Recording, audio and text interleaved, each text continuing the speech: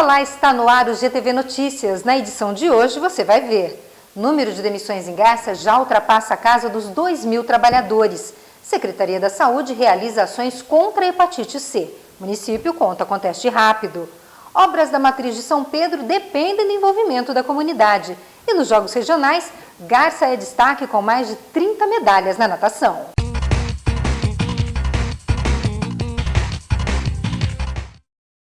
Números divulgados pelo CAGED, Cadastro Geral de Emprego e Desemprego, órgão ligado ao Ministério do Trabalho, revelam um aumento significativo no número de demissões em Garça.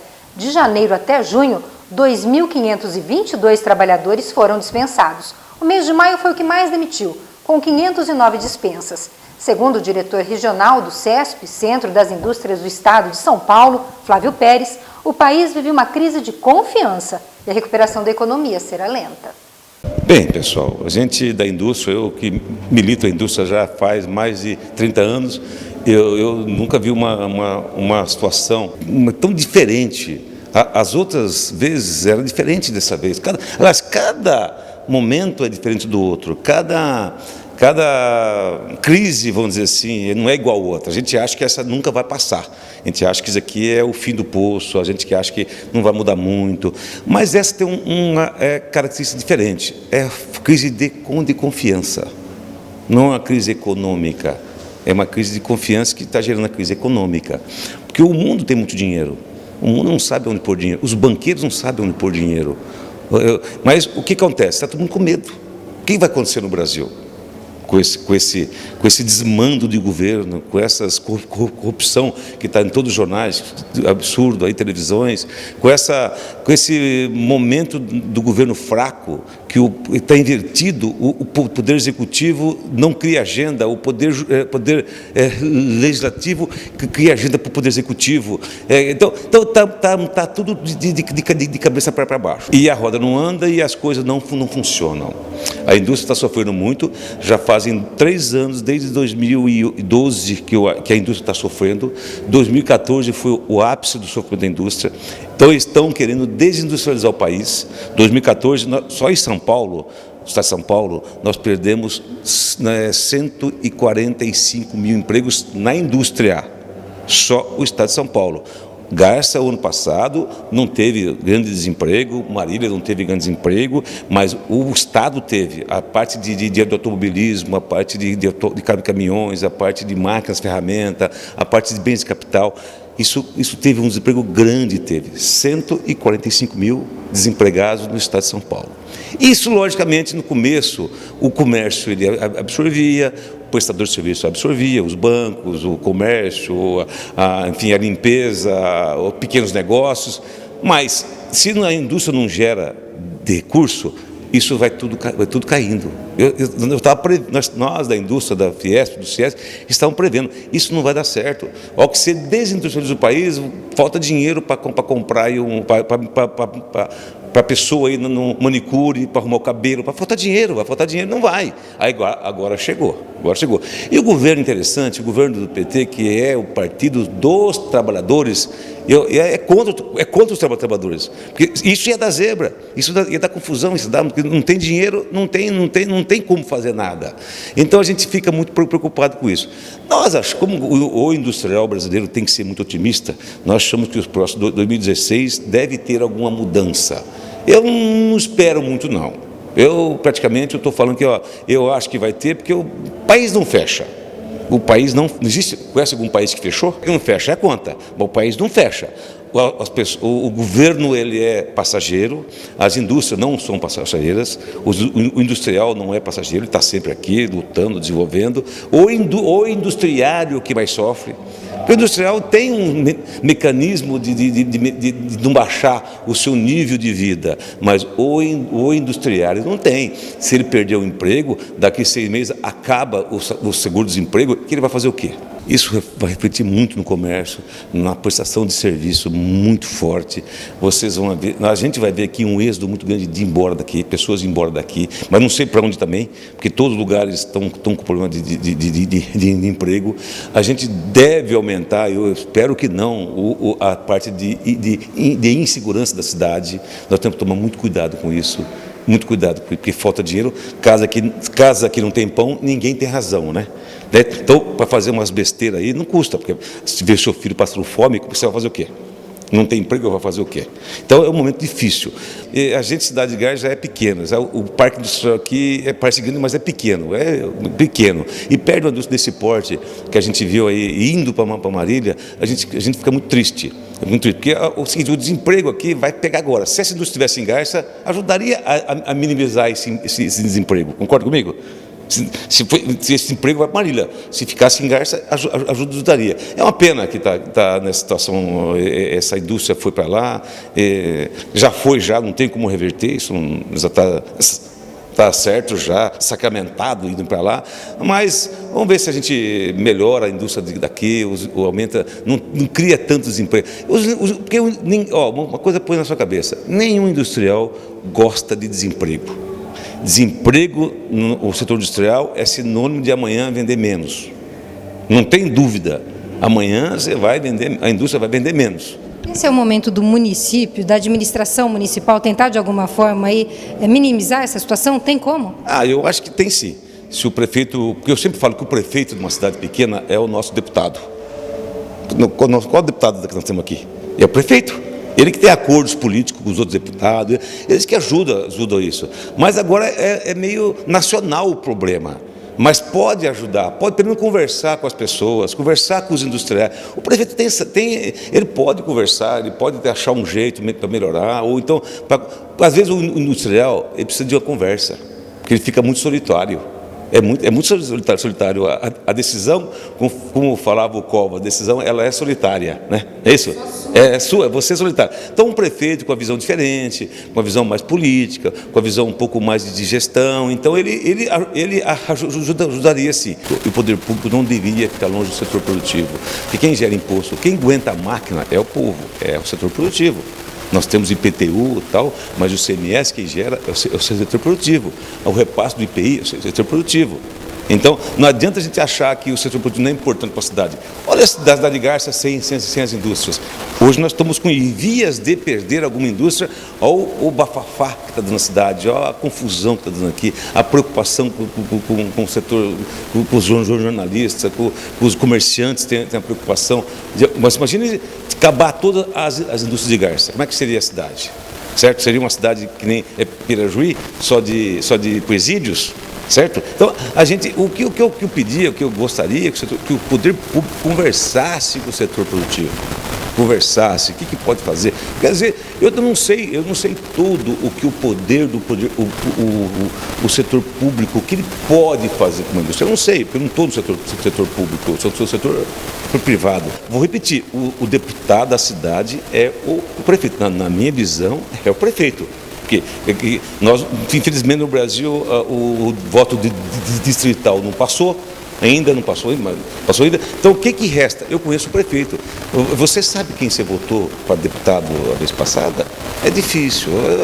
Você sabe, você é uma repórter, uma jornalista, mas 90% não sabe, nem quem votou para deputado, para senador. Então, a gente sabe o prefeito. Eu votei no prefeito. Então, o prefeito ele deveria conversar mais com a gente, o setor produtivo, trocar ideia, ver o que pode fazer. Ninguém quer que tire imposto, não queremos, conversar, porque sabe que o setor público tem meio de ajudar a indústria.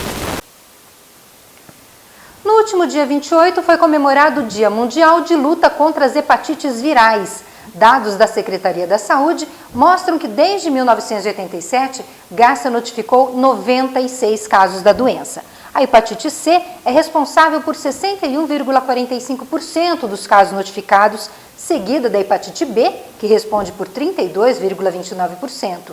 Do total de casos, os homens respondem pelo maior número de contaminação, com 61,45% contra 37,5% das mulheres. Essa semana, a Secretaria do Estado de Saúde lançou um censo para mapear o real número de pessoas infectadas pela doença. O objetivo é ampliar e fortalecer as políticas de prevenção e tratamento da doença.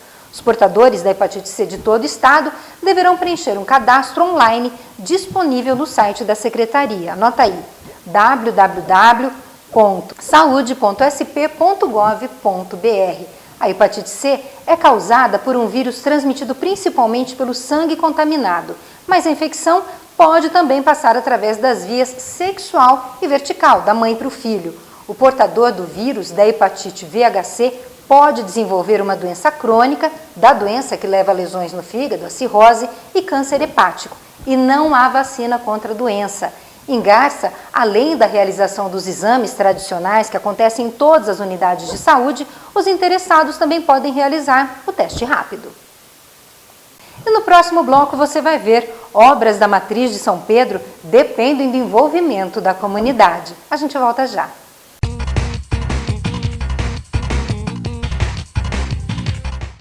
Iniciada em 2012, as obras da reforma da Matriz de São Pedro seguem dependendo exclusivamente do apoio dos fiéis. Segundo o padre Evandro, a previsão é de que a igreja esteja pronta em até 2 anos. O projeto da nova matriz é audacioso. Da antiga edificação, apenas as paredes e muito da história serão aproveitados. Depois de quase 3 anos de um trabalho de reestruturação e melhoramento, as obras de reforma da matriz, inaugurada no início da década de 60, começam efetivamente a entrar em execução. Para quem vê de fora, a impressão é de que pouca coisa foi feita de 2011 até agora. No entanto, segundo o pároco da Matriz de São Pedro, Evandro César, além de todo um trabalho de análise estrutural e técnico realizado pelo Instituto de Pesquisa e Tecnologia de São Paulo, o maior da América Latina, a igreja precisou recuperar informações, registros e até mandar fazer uma planta da igreja e regularizar a questão da escritura. Até os seus 75 anos, a igreja praticamente não existia no papel. Um único documento foi encontrado em Piratininga, da época em que Garça pertencia àquela comarca e que registra a doação da área pelo então prefeito Carlos Ferrari. Hoje, segundo o pároco, a igreja existe enquanto edificação. Não só foi um grande desafio, como está sendo, né? Eu tenho a formação filosófica e teológica, eu não tenho uma formação administrativa, nesse sentido de uma empresa, de uma grande reforma como essa. Então, eu estou aprendendo a administrar aquilo que seria natural administrar um dízimo, a vivência pastoral de uma paróquia. Agora eu estou aprendendo a mais, a praticamente construir uma igreja num porte deste que não é qualquer tamanho. Então o desafio é grande e muito exigente. A última reforma da matriz aconteceu em 2005. Na época, a igreja recebeu melhorias na laje e algumas pinturas. Hoje, 10 anos depois, por conta de uma estrutura comprometida, a obra é muito mais significativa e onerosa também. Até agora, a obra já custou à comunidade cerca de R$700 mil. Segundo o padre Evandro, até o final deste ano, outros 500 mil deverão ser empenhados para as obras de aterro e construção das salas que irão abrigar a sacristia e a sala do Santíssimo. Nesses anos, com parte burocrática, com legalização de registro, com análise do IPT, com todo o trabalho de empresas que foram feito aqui, nós já chegamos num gasto um pouco além de R$700 mil. Eu, na minha ignorância no assunto, eu calculo que um pouco mais de 2 milhões ainda são necessários. De pouquinho em pouquinho a igreja vai se refazendo. Nunca faltou dinheiro para pagar a obra? Graças a Deus, desde quando começou, nunca parou. Não que nós temos uma reserva, como já foi lançado agora no mês de janeiro, um balancete sobre essa conta. Mas vivemos sempre ali, na corda bamba. Mas Deus nunca deixou faltar.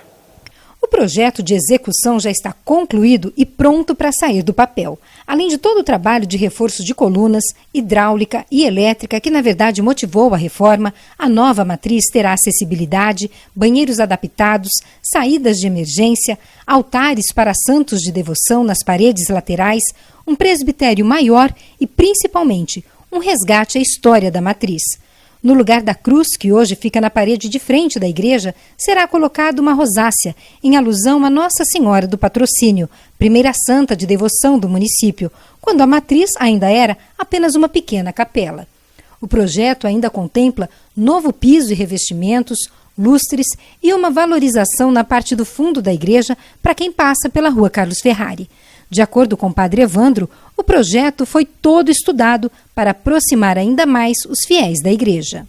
A partir da necessidade do prédio, a necessidade de refazer essa igreja com todo o material certo, correto, com tudo aquilo que é necessário para uma adequação, a proposta é trazer primeiramente adequação para as pessoas com necessidades especiais, que nós não temos. A necessidade é resgatar a própria história da nossa igreja enquanto matriz de São Pedro e também trazer mais espiritualidade, algo que está sendo tão banalizado pelos acontecimentos, por coisas que o mundo tem oferecido. Então nós não podemos ser uma igreja fria, uma igreja de tijolinho simplesmente. Nós precisamos entender que fazemos parte dessa igreja. É estar na igreja e ser igreja. Então o externo e o interno ajudam muito. Do início dos trabalhos até agora, segundo a paróquia, todos os recursos foram obtidos através de ações da comunidade e da igreja, por meio do grupo Juntos Somos Mais, que já estuda a realização de um show de prêmios para fortalecer o cofrinho da igreja e ajudar no ritmo das obras. Nós precisamos da consciência do povo, do trabalho do povo, da disponibilidade, da doação. Sem o povo, essa obra não acontece. Sem o povo, não existe nem igreja.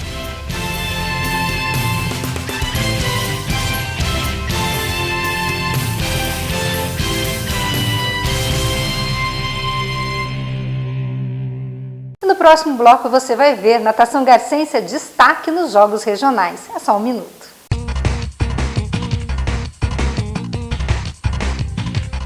Garça participou na última semana dos Jogos Regionais realizados em Oswaldo Cruz. O destaque ficou para a natação com mais de 30 medalhas. O repórter Marco Moraes acompanhou o evento. Nos Jogos Regionais, terminou oficialmente a 59ª edição, 7ª região esportiva do estado de São Paulo. Confirmamos para você a classificação final e oficial de Garça. Jogos que foram realizados em Oswaldo Cruz. Na segunda divisão, Garça chegou em 6º lugar com 69 pontos. Competiu com outros 56 municípios. Classificação final da segunda divisão, Martinópolis em primeiro, Maracaí segundo, Lucélia, Presidente Venceslau, Taquarituba, Garça em sexto, depois Bastos, Álvares Machado, Santa Cruz do Rio Pardo, Palmital, Teodoro Sampaio, Tupi Paulista, Presidente Epitácio,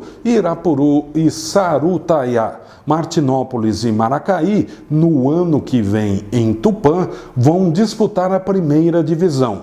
Por outro lado, Junqueirópolis e Oswaldo Cruz, que foram as duas últimas colocadas na primeira divisão, caíram e agora vão integrar esse grupo aí no ano que vem. A campeã geral da primeira divisão foi Marília, em segundo ficou Prudente e em terceiro lugar Assis.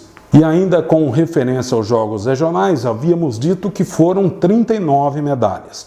Na verdade, foram 40, faltou uma medalha de bronze da Heloísa Frota da Silva, quando da relação que nos foi passada pelo professor Fábio Tubarão Marangon, talvez pela empolgação e entusiasmo do treinador pelos ótimos resultados, ele acabou se esquecendo de nos passar esse bronze da Heloísa. Então, Garça teve 40 medalhas, sendo que destas, 31 conquistadas pela natação. 75% das medalhas foram faturadas pela natação da Segel Ageia.